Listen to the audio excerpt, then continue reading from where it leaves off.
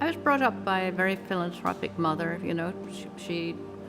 It wasn't writing big checks. It was about very close relationships with people in the country, helping people. I would often see her closeted in her living room, you know, talking to somebody who was clearly in trouble, tears rolling down their cheeks. But when I started my own business, I realized there's a red thread around the world that we have to keep weaving of helping people, you know.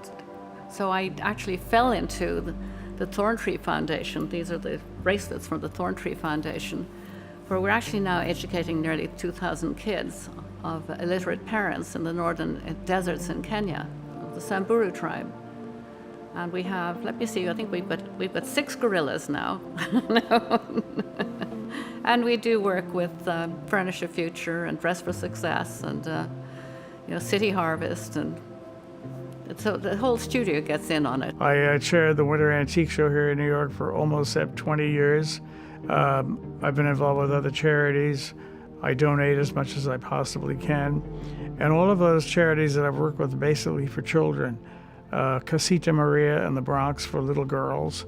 And the Winter Antique Show is for boys and girls.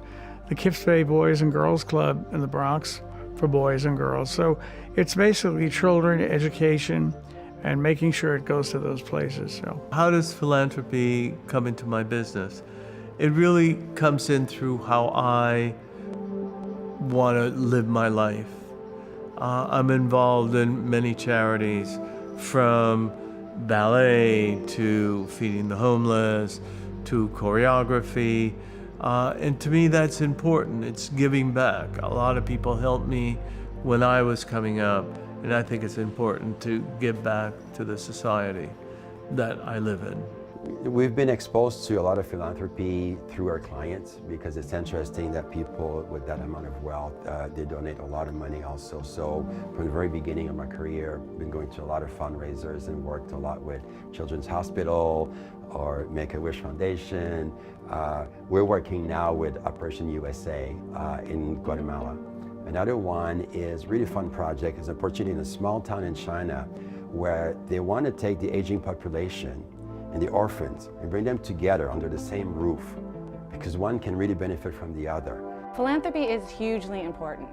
I mean, I think that it is entrepreneurs that are going to change the world. I think everyone looks to government and these organizations to make the change that we all want. And I think it is imperative for people who are in the position, or to strive to be in the position, to be the change that they want to see in the world, just like we hear all the time. So I have a monthly, it's called the MMG VIP program, and it's a membership, and I donate over 10% every month.